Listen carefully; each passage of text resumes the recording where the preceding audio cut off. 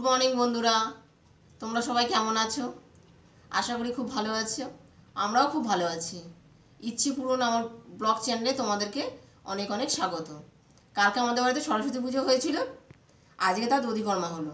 এবার দধিকর্মার সময় যখন হয়েছিল তখন তো ব্রাহ্মণ এসেছিলেন, তখন তোমাদেরকে শেয়ার করা হয়নি। এখন দধিকর্মাটা মাখবো, তাই ভাবলাম যে তোমাদেরকে একটু শেয়ার করে নিই। তাহলে বন্ধুরা দেখে নাও আমার দধিকর্মাতে কী কী আছে।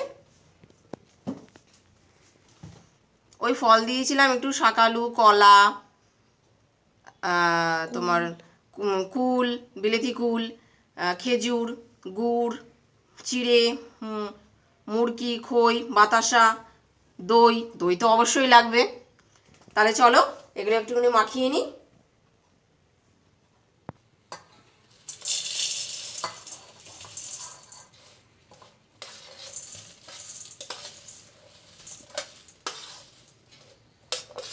তাহলে এগুলো ঢেলে নিই, সব একে একে করে ঢেলে নিই। ফলগুলো দিয়ে মাখাবো না বন্ধুরা, আগে এগুলো মাখিয়ে নিই। এগুলো সব মাখিয়ে নিই।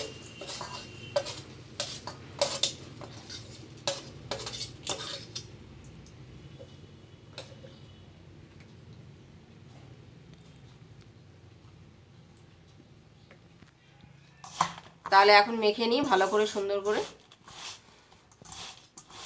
এই দধিকর্মাটা খেতে না দারুণ লাগে। আমার মেয়ে তো খুব পছন্দ করে, মানে বছরে এই দিনটার জন্য অপেক্ষা করে থাকে যে কখন দধিকর্মা মাখবে মা। তাহলে বন্ধুরা মাখানো হয়ে গেছে, এই যে বাটিতে নিয়ে নিয়েছি। মেয়েকে তাহলে গিয়ে দিয়ে আসি, ও এটার জন্য অপেক্ষা করছে। তাহলে আজকের মতন এখানেই,